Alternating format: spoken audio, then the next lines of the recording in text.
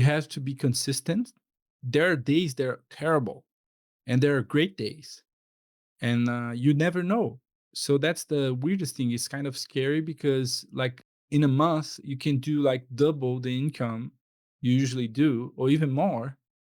And the next month, you make, I don't know, half of what you usually do. So it's just like entrepreneurship, but you don't control what the audience want to see. So you have to be always researching, always knowing what they want to watch, and it's kind of weird sometimes.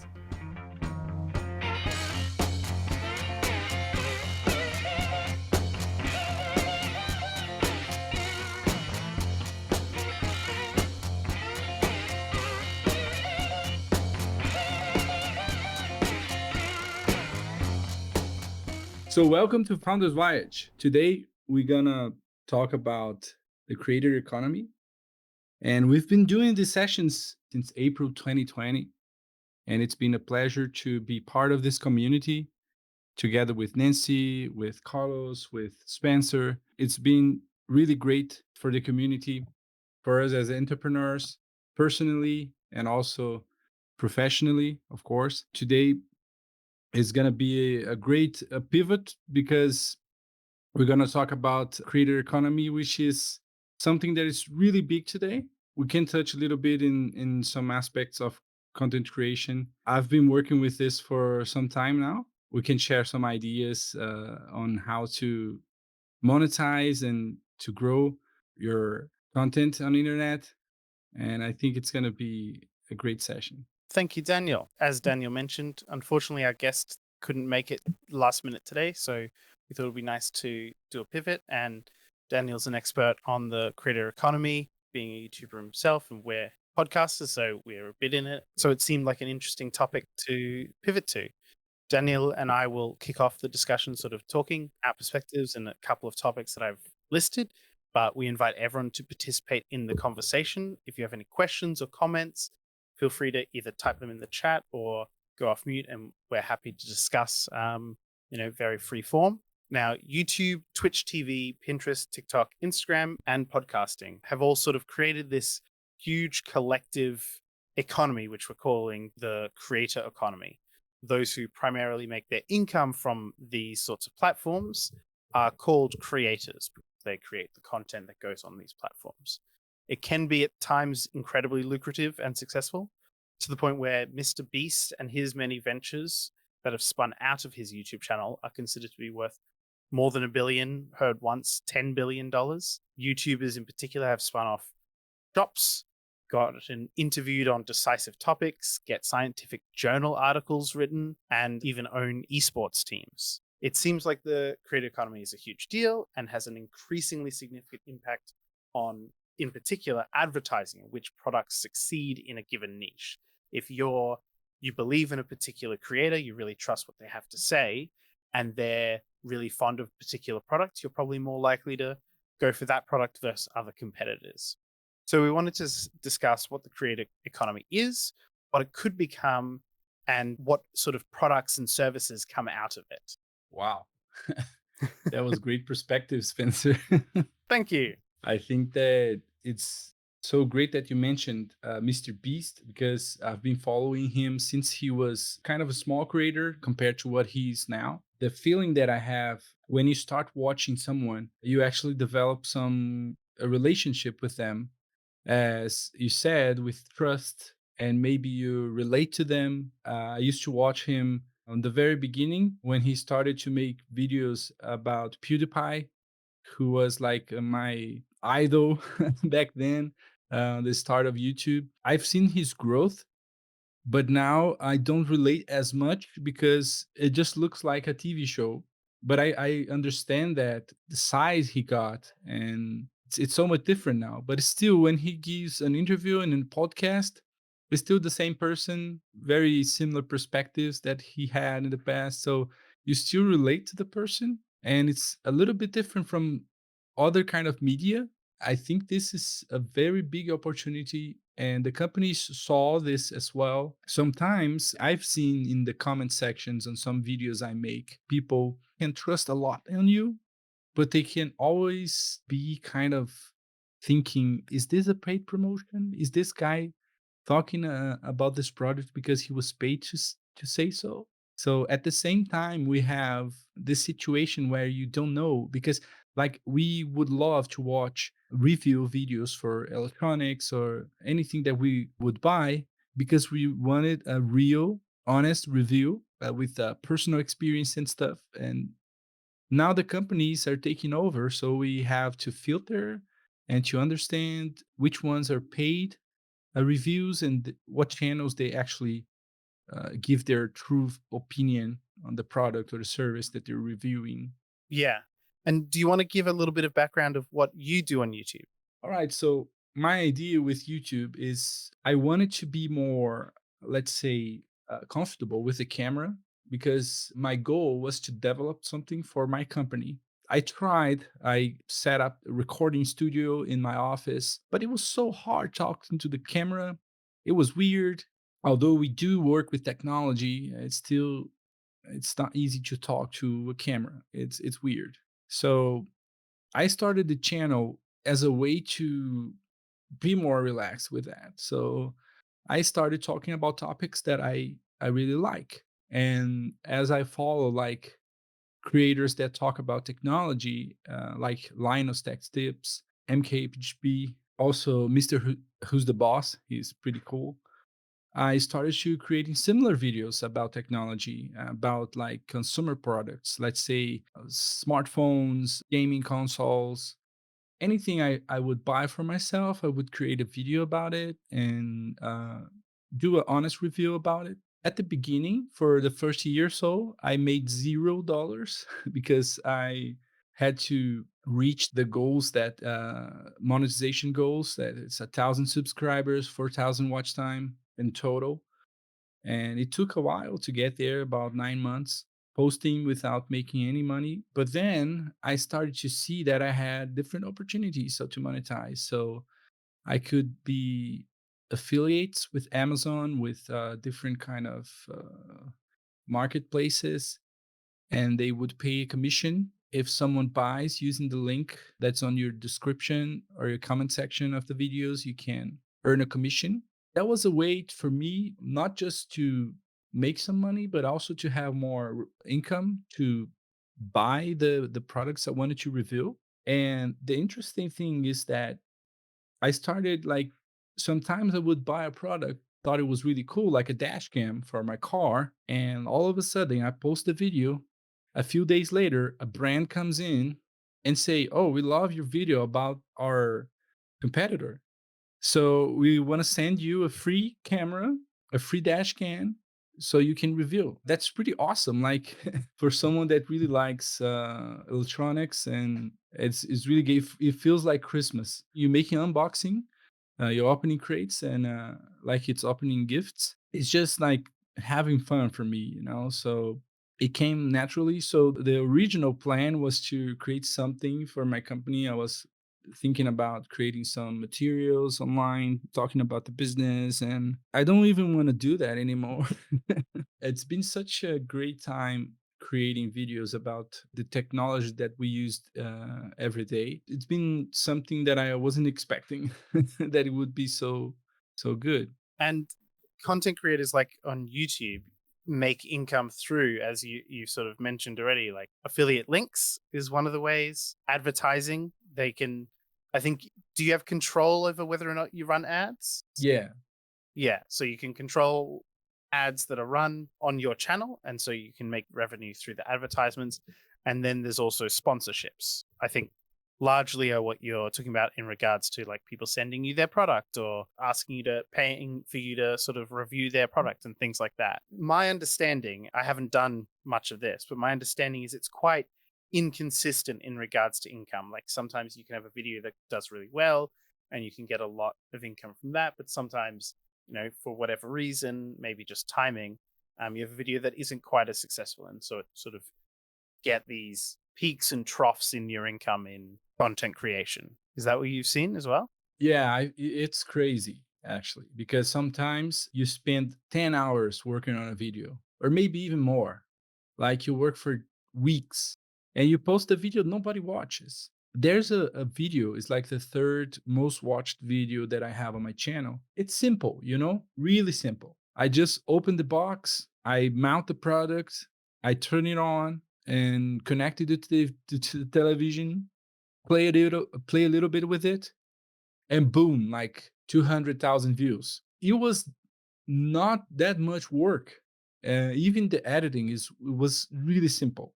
So sometimes, as you said, timing is everything. So this product is actually PS5 from Sony, and it's been launched for a long time now. But my strategy was it was October, so we had a Black Friday next month. So I thought, yeah, why not? Let's buy this, and when the offers come, when and the discount is there, people will search to see like what people are talking about this product. Especially here in Brazil, these products are really expensive. I know they're expensive everywhere, but here's a little bit more. And also, like the income, the average income, it's not that high. So people research a lot before buying products that are more expensive. So I thought, yeah, maybe this is a good timing. Let's try it. So it was outstanding. It's way out of the curve. It's crazy because I think the income I made on this video, it is higher than videos that been up for 3 years and they had a lot of views and stuff, but still, like this is was like something that I never seen. And I've been doing this for maybe 4 years now.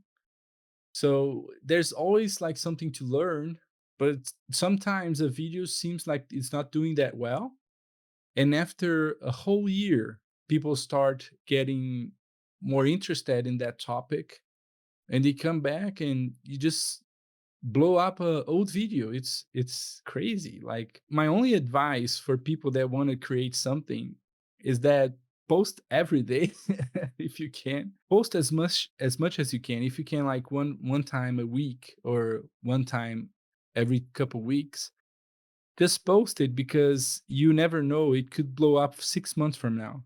It could instantly be a success, or it could take some time. But it's amazing how, like the audience, people blame on the algorithm, but the algorithm is just like reflect of what the audience want to watch and what they're looking for. So you got to be there before they look. You have to be active.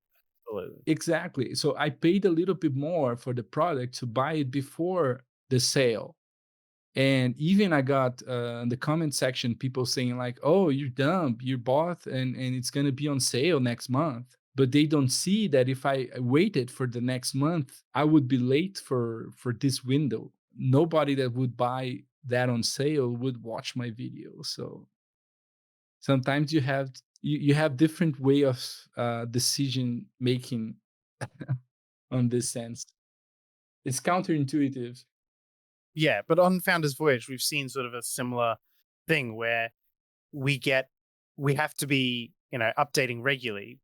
Beginning of last year, I was sort of doing the editing when I could in between other things and trying to get an episode out every now and then. But when we said, okay, for the last 6 months of last year, we did one episode released every 2 weeks, right? And that sort of started to get us a little bit more growth, a little bit more engagement, more people coming on, more people listening.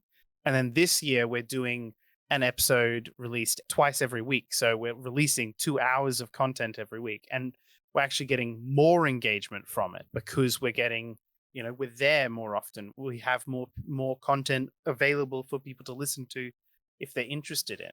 And similar to what you said, we'll get an episode from 6 months ago or a year ago that'll suddenly a whole bunch more people will be listening to.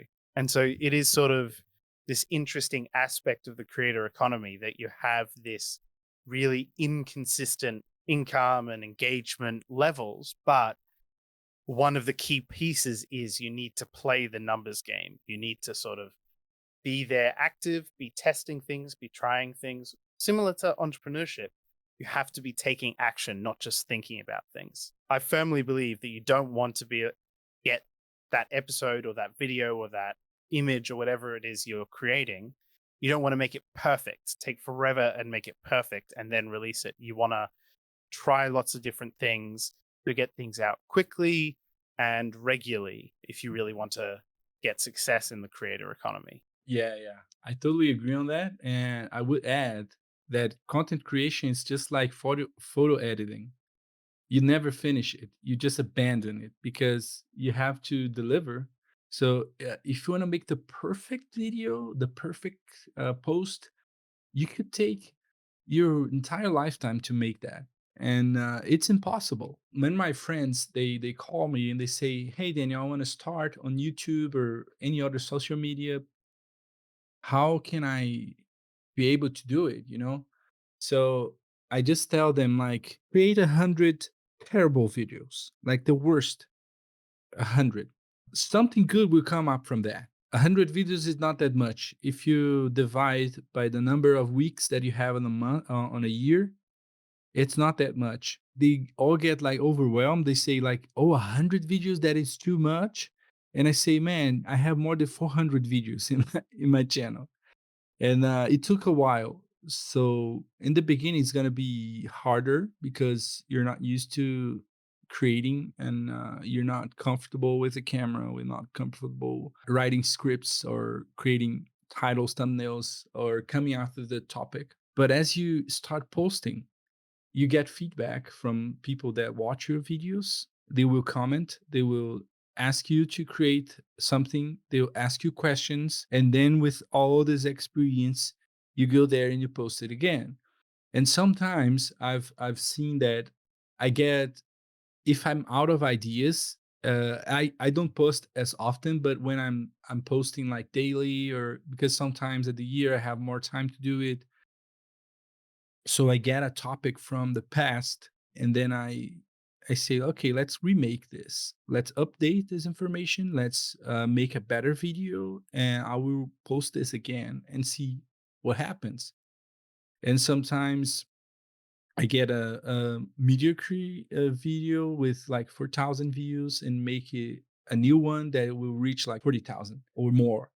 So it's practice, and it's also like being, let's say, you have to be really tough because sometimes it's frustrating, and it's kind of scary too, because if you're willing to, let's say, pivot 100% for content creation, you have to be consistent. There are days that are terrible, and there are great days, and you never know. So that's the weirdest thing. It's kind of scary because like in a month you can do like double the income you usually do, or even more, and the next month you make, I don't know, half of what you usually do. So it's just like entrepreneurship, but you don't control what the audience want to see, so you have to be always researching, always knowing what they want to watch. And it's kind of weird sometimes. Yeah. I think grit, right? Grit is the ability to sort of take it when it's tough as well as when it's easy and still keep on keeping on, so to speak.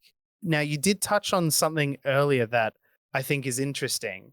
When I see content from smaller creators, I tend to see the perspective about the algorithm as like this mysterious force that they don't understand, that they don't really, that sort of turns on them randomly. But when I listen to content from sort of bigger creators, I think they say similar things to what you said, that the algorithm isn't this mysterious thing. It's just the audience, right? And so I've seen Mr. Beast, who I don't want to harp on the whole episode, but I'm sure I will bring him up a few more times. He likes to say how, like, when you say the algorithm, sorry, you should just say the audience, because you're actually talking about them. And if they don't like what you're putting out, then they're not going to engage with it. Then you're not going to get advertising or affiliate clicks or whatever you make sort of your income from. I think there is sort of, in the content creator space, there is a bit of a superstition about the algorithm that I think as more and more success happens, that sort of fades away. Have you seen sort of a similar thing? As I am a developer, I never thought that the algorithm was something mysterious. Of course, we don't understand it because we haven't created ourselves, but we know the concept. So what I think sometimes it's weird because let's say when we are doing product reviews, sometimes the audience want to watch positive reviews for some reason. They just want to confirm, like it's a digital one. They don't want to know the truth. Just want confirmation. This can mess up a little bit if you start the video just by telling everything that you think you find wrong about the product. It could blow up as well, but sometimes the audience want to watch you talking good things about the product first, and then you go and you criticize it. It's kind of a hit or miss when you think about it. You can't read people's minds and know exactly what they wanna watch, like what they wanna hear. But if it's like, let's say, sometimes you will see some patterns like people talking bad stuff about certain subject. People want to watch, like, they never watch just one video about something, someone complaining about something. They can watch maybe 10 videos about the same subject, and they expect you to criticize it if everyone is criticizing it. And sometimes like controversy works really well with the audience, of course, with the algorithm, because if you lean towards to liking or disliking something, you will watch videos that is aligned with your opinion probably. So you see that a lot of content creators that are more opinionated, they can have a little bit more engagement than ones that try to be more neutral. Yeah, it's actually really hard to balance it because my objective with my channel is just to give information that I think it's balanced, and it's for the person that is watching to make the decision, and not I make the decision for them. Sometimes you get less traction, you get less engagement because of it. It's because, let's say, if you're really Apple fan and you just want to watch videos talking good stuff about iPhone, that's it. And if you want to target this audience, you have to be like a really big Apple fan. And it's weird because I study advertising, so I have different perspective on marketing, and this makes me a good more critic for advertising and what the company says. They do everything to convince you that their product is the best, or they try to hide the weak points of it. And I just want to show everything that I experience with that. And I think that the worst thing when you go watch a review and the person says exactly what it is on the manufacturer website, and it's terrible. If I if I wanted just the information that is on their website, I just go there and grab it. Yeah, And I think the absolutely. best part is like, okay, this product it's great, but let's say it hurts my hand when I use it. That's something the manufacturer never gonna tell you. I think that's the perspective I want to give. Yeah, and I think you are right. Like there are certain, if you can be more aligned with the sentiment of your viewers, then they are, people love hearing that they made the right choice, right? So you might get more engagement in the short term that way. But I do feel like if you create a space, a channel that really fulfills what you're trying to create and therefore what you're excited to create, I feel like that's something that people feel. And I think of the longer span, it will be better for you because you'll be more excited by it. People will see that you're more excited about making content for the channel that you're enjoying, right? Which is what you've been doing. And so you'll get more engagement that way. But sometimes it does mean you have to be like, this product hurts my hands when people really want you to say, oh, it's perfect in every way. And I think that's a really good point. Something else I wanted to talk about a little bit is products or services from creators in the creator economy. I personally watch the channel Four Eyes Furniture, who does a lot of woodworking and so, makes really interesting, really creative furniture out of wood. And they made, or he made a product called the Brass Chunky, which is like a really chunky brass pen for woodworking. It's not really practical for like use in a lawyer's office or anything, but it makes a lot of sense within the woodworking space. And it's got sort of a nice aesthetic to it as well. And so that's something that he put out for a limited run and sold all of them. And I think that was quite successful for him. And then there's things like Prime Drink from, is it Logan Paul and Logan KSI? Paul. Yeah. Yeah, Logan Paul and KSI. I think has been massively successful, especially since it's a consumable. So you don't just get one, you have a drink every 2 days or whatever it is that people do. And then Feastables is another example of a consumable. Again, Mr. Beast, who made these ethically sourced chocolate bars. And so creators are starting to make products that sort of line up with the niche that they're focused on in their content creation. So Brass Chunky, Four Eyes Furniture, Woodworking, it's all sort of in the same vein there. Prime Drink, Energy Drink is sort of in the gamer market, in the sort of, I think he's quite a bit athletic as well as a bit of a gamer. So it sort of lines up with what he's doing. And then Mr. Beast does a huge amount of charity work. And so going for ethical sourced chocolate made a lot of sense to line up with the theme of what his content creation is focused on. And so I think creators are doing really these interesting things with this pre-existing audience that they have, that they've developed and worked really hard over years and years to make, and making these products which give them a bit more consistent income and also probably quite a growth in income depending on the product, right? Yeah, what I see is that the big thing is if I show you a product, like say it costs $300, right? And I show you this product, I showcase this in my channel and I made a review or anything. And if you buy it from affiliate, I will get like $30 max.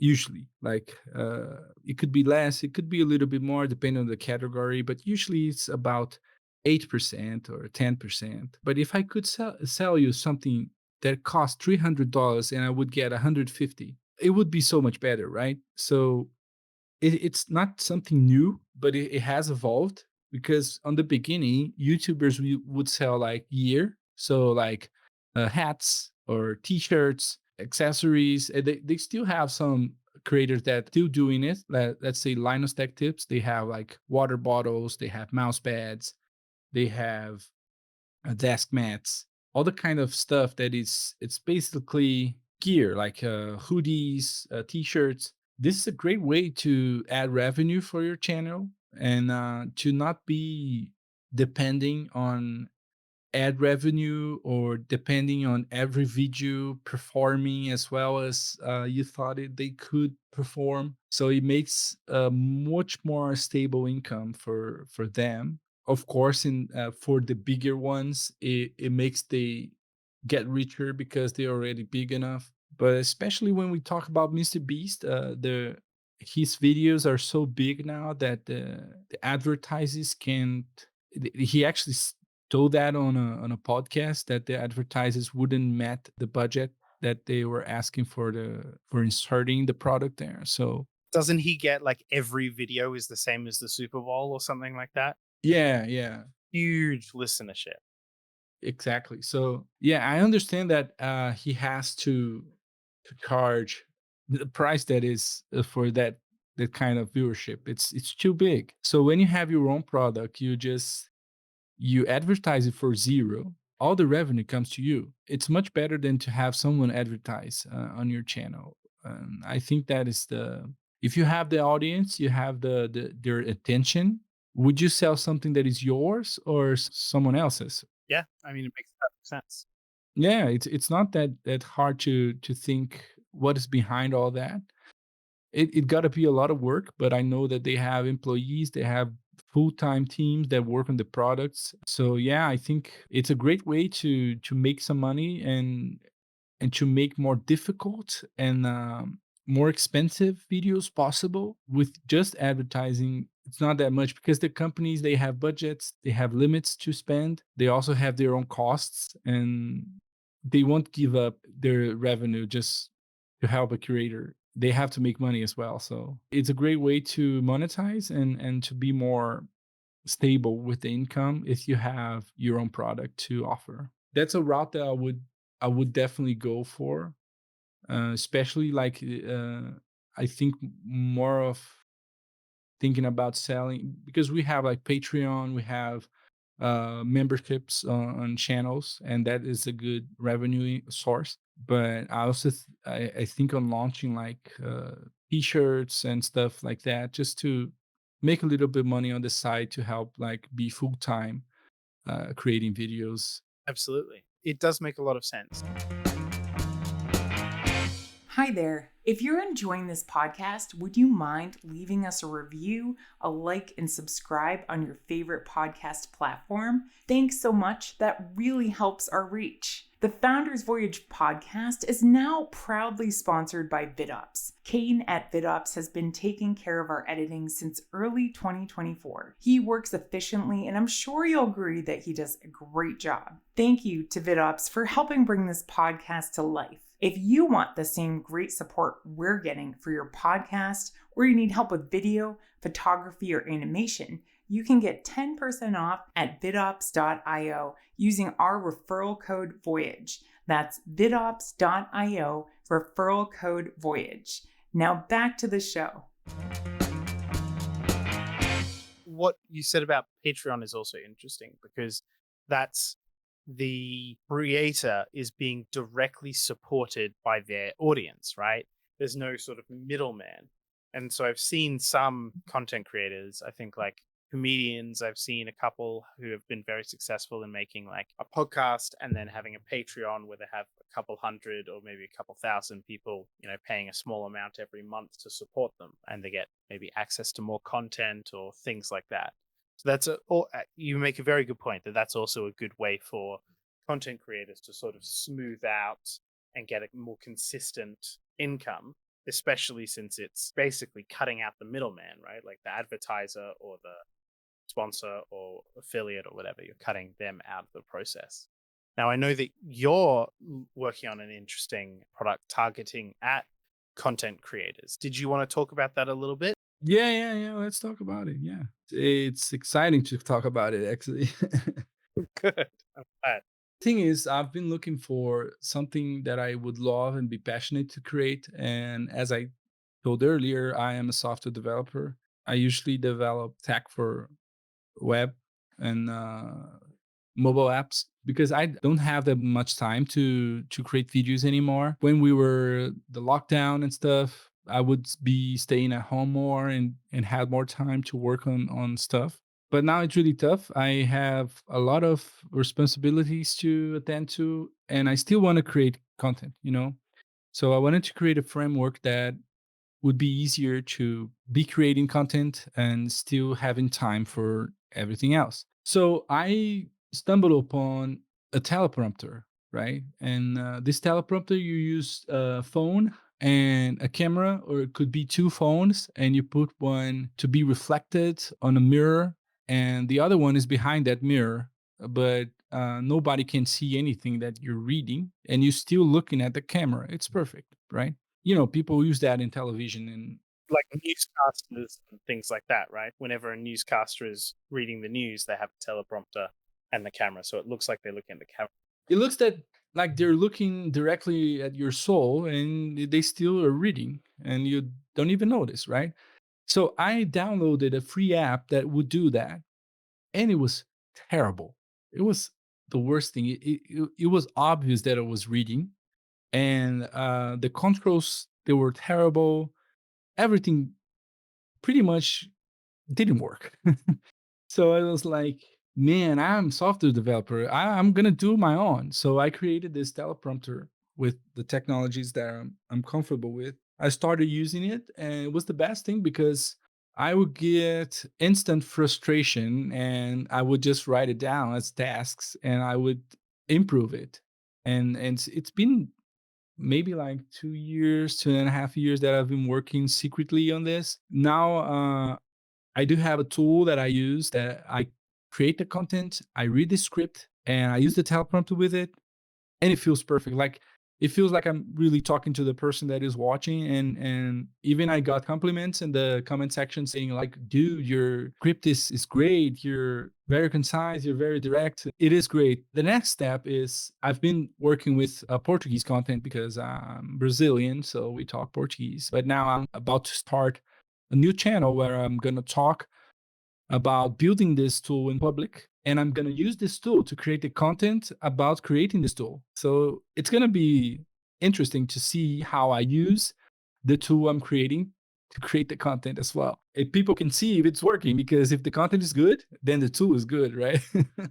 Yeah, good point. Yeah, absolutely. Yeah, so the idea is to expand a little bit, because teleprompter, there are a lot of software out there, and they're free software, and this part was going to be free. You can use it for free, but we already have premium features that I developed. So voice recognition, not the speech recognition, but as you speak, the text rolls. If you stop speaking, it stops rolling. That's one of the worst things about teleprompter, because usually on television and on different sets, they have an assistant that will roll the text for you. If you start talking a little bit slower or faster, they will adjust that for you. As content creators usually work alone, it would be better to just monitor the mic and roll the text as they speak. So I created this implementation as well that I didn't found on other teleprompters. So it's some of the things that's going to be premium feature. But I'm planning now on, because we as developers, we have IDEs that help us to develop software, right? And they're great ways to write in scripts, right? The computer scripts. And I thought, like, wow, I don't have a tool that helped me to writing scripts for content. And that's what I'm aiming on creating. Like, I have some planning for the next version. I think I'm like creating like idea flow. That's what I'm calling idea flow. You just write a list of ideas, and then you can expand them then, and like a brainstorm. But in the future, I think I could integrate with AI. I've been studying the AI APIs, so it can suggest like the next topic that it's interesting, and based on what you already wrote in the past, what is a good topic to go deeper. So that's what I want to do. Like, I know that content created with AI, it's not always the best. I don't want to do that. I don't want to be like an AI tool just to create content, but to help you to create better content as an assistant, as something that is going to look and say, oh, your script is too big, it's not direct enough, you're not being clear with some topics and stuff. And also help in the future. So this in future versions, help the creator to create like thumbnails and titles for the videos, and on the longer like run to actually edit the video for the creator. Like everything used like automation and AI and all this kind of stuff. So the worst thing about content creation is editing. It takes a lot of time and it's expensive. So if I can fill that gap and I can charge a monthly fee for using this tool, I could be helping myself as I create content. And I have instant revenue from that because I'm using this tool, and I have instant feedback because if I find that something is not working that well, I can improve it based on my own experience. And this makes the development a little bit easier and quicker than trying to find a creator that will use my tool and give me feedback, right? It's finally I found some problem that I can solve, that it's a problem that I actually live. So I'm pretty excited about it. It's been a long run trying to create a startup that I really relate to. And yeah, I'm pretty excited about it. And I've started like creating the social media to do it. And Yeah, I mean, we've talked about so many times about the importance of creating something that you're engaged with. Like, if you are your target audience, then you can immediately test any changes you make, just like you're talking about. Since you're the one who will be using your teleprompter, and also you need to tell us what the actual name is, but it means that you can test it and then you can update it based on your own testing. You don't have, the user uses it, that they send a message to someone who contacts you, and then you make the change. You make that incredibly quick, and that's why it's so often recommended. Do develop a startup that is focused around a product that you want solved for your life. So I think that's a really good move on your part. Well done. Now, you did mention about building in public when we were talking earlier. And I think that's a super interesting thing. I've seen a couple of creators on Threads, on Instagram, and I haven't seen much on LinkedIn, but I'm sure there is a space on LinkedIn for build in public. And this is where, oh, I suppose also on X or Twitter now, this is where people, as they're building something, as they're creating a startup or a product or, whatever they're working on, they're constantly posting content about it and talking about it and putting it out into the world. And so this provides you, as makes sense, you sort of get an audience built around it before your product's even out, which is great. And then on top of that, you also get people's feedback during the development process. I think it's a super interesting approach, and it's something that I'm also quite keen on looking into myself. How did you sort of come across it, and what's your thoughts in regards to build in public? Being really honest with you, I've been frustrated on how everything works on the development market. Let's say people really doubt about everything that you say that you can do, especially when you're from Latin America. I know that, yeah, of course, there are a lot of people that they're just lying on the resume. But I got a little bit frustrated because sometimes I would go to talk about someone about my consulting business, and they wouldn't really trust that I truly understand English or that I knew what I was doing as a developer. So I thought to myself, well, I want to really develop this startup, but it's a huge risk, right? It's a huge risk because I already have my company. I already work as a contractor, consulting business. And how do I pivot without losing anything, without losing any opportunity to showcase that I'm actually capable of doing it? So I thought to myself, like, okay, I have two challenges. One of them is finding audience for my product. And yeah, I'm the beachhead market. Let's say that I'm gonna start with the YouTubers. And what is better for a YouTuber than to watch a YouTuber that talk about how to be a better YouTuber, right? And if this guy has a tool to help you, it's perfect, right? You can try it for free and you trust that person, and that was an easy thought. And I thought, like, okay, I can showcase everything I can do. I can showcase that I understand the language. I can showcase that I'm very good developer, good designer, front end engineer, whatever you want to call it. At the same time, it's a win. Even if the startup fails, I have a great portfolio to show. One of the things that I thought about, because I really love like watching like Levels, Peter Levels. He's a great guy. He developed Nomad List, and he is always working with public, building public. And it's been amazing to follow this guy. He started as a YouTuber. He was a DJ on YouTube. I started watching his videos back then. And then all of a sudden, this guy pivot to software development and he's starting launching all these startups with great products. And he has one, I think it's called, I don't remember now, but he do portraits with AI, so you can create like your portraits like in a business environment, in different kind of environments. So this guy's been doing a lot of money, being really successful as a building in public guy. And he's a really great inspiration because I see that he showcase everything he do, and you really admire what the person is doing, and you understand that you can trust what this guy is it's creating.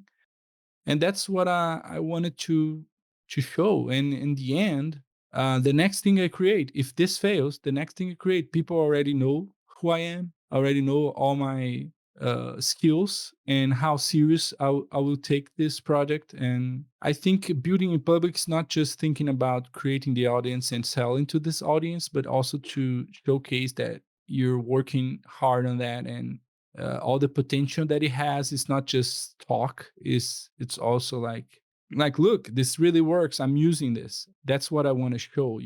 That's that cycle. So that's what I'm interested in. If everything goes south, at least I have a great portfolio, well documented online with all the steps I took. I can't lose in my head. That's brilliant. I hadn't even considered that. It does turn it into like quite a powerful portfolio of work you've done, of your ability to not only like the technical skills of creating something, but also the ability to plan something out and then execute on it, which is underappreciated, I think, in the world. It's like super important that people have that ability to follow a plan and then execute on that plan in a meaningful long-term way. And being able to show that clearly through building your product in public is quite a powerful thing. I thought it would be good to sort of go through a couple of key takeaways or key interesting points to talk about. So I'll mention a few from my perspective, but obviously Daniel or anyone else, if you want to jump in and give a few key takeaways that you've got from this discussion or want to add to this discussion, feel free to jump in. So, key takeaways for me are just sort of, I think this creator economy is something powerful. It's going to be an increasingly impactful aspect of the future for everyone. I think it already has a big grip on the advertisement space, but I think it's going to continue to be important going forward. Another key takeaway I thought was that the creators tend to have quite inconsistent income, but they've come up with a lot of different ways in which they can get more consistent income from making their own products, from, as Giovanni mentioned, having another business that they sort of are pointing to through their content creation, or having a Patreon or things like that. And then we also talked a bit about Daniel's very cool teleprompter product that's coming out, and then touched on building in public, which is where you actively let people know and announce about the product that you're working on and how it's going and what the development process is. They can be between that public and YouTube, the web, as a springboard on the web. They can use it to make events in public, for instance. Yeah, absolutely. Thank you, Giovanni. Daniel, did you have anything you wanted to add? I've thought that one of the important takeouts from this discussion and all, let's say creating content, it's something that people see like, let's say it could be a hobby. I do it as a hobby. I have a regular work, but it's really pleasurable to have an income that comes from what you love doing. And this is pretty awesome. But at the same time, when you're creating content, you have always to think about the audience first. I was talking to a friend, he's doing like gameplay videos, and he was definitely having fun playing the game. But I watched the video and I said, "Man, I'm not having fun. I see you having fun, but I'm as a viewer, it's not fun at all." You have always to think that sometimes you have to go out of your way, and the way you speak, the way you talk, the way you describe stuff is not the same way as you do. Like I love opening boxes of products because it feels like it's Christmas. But when I'm creating a video where I do an unboxing, it's different. I have to say out loud a lot of things that I'm thinking, and I have, if I'm really surprised, I have to act surprised. I have to speak how surprised I am, what is surprising me, or it's not just, just do it and okay, people are gonna watch this guy opening this box. No, they want to really know what you felt. They want to really hear what you have to say about it. So it's not that easy, and you have to go a little bit out of her way. So that's why, like, building in public, it's challenging because you're not only just writing code or designing what you're gonna do, but you're also like showcasing, explaining every step you took, and it's obviously gonna be a lot more work than just created in silence.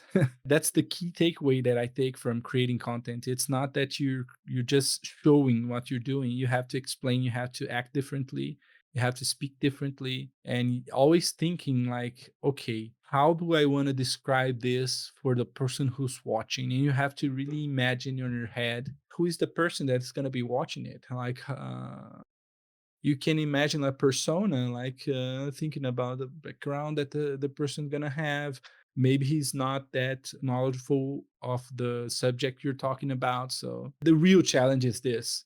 All the rest is just you can learn easily, but this is the real hard skill about content creation. Always put the audience first, then your interests are second. Sometimes I review a product that I really don't want to buy, I really don't want to use, but I really have to because everyone is eager to see what I think about that product, and they're asking for me on the comment section, and I have to go out of my way just to be able to attend to this need that they have. So sometimes it can be stressful, but in the end, it's a great time that you have doing it. Thank you so much, Daniel, and everyone who attended today.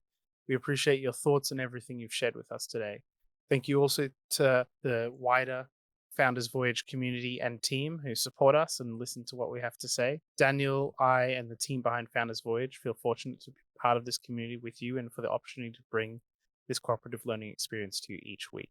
Obviously, to everyone, we would love to hear nominations for future Saturday session guests. If you'd like to support the Founders Voyage podcast that we've been working hard to edit, you can donate to that directly through our Patreon. Now, Daniel, do you have any sort of space you want to share or links you want to share with the community to be able to follow you along as you build your new product? Yeah, I do have a Instagram account, also an X account, and soon to be launched YouTube account with this build in public. But if you look for dmelo.dev, it's D like in Daniel, my name, and Melo, it's MELO dot DEV. That's like a developer, just the three first letters. And this is actually a domain name, and I probably gonna post my blog there or links for my social media there. And if you follow this, you're gonna see me building in public. And I hope by the time you're listening, I already posted something there, because now if you access it won't show anything, but soon I'll start posting it as soon as the version 1.0 of my software is ready. It's probably gonna happen next month, so I'm pretty excited. Thank you so much again, Daniel. It's so great having you co-host with us. No, yeah, it's perfect. It's a great opportunity for me. I thank you so much for giving me this space, and also to being a part of the Founders Voyage community and the team. Awesome. Thank you again, everyone, and have a great day and evening ahead. Bye. Bye-bye. Bye, guys.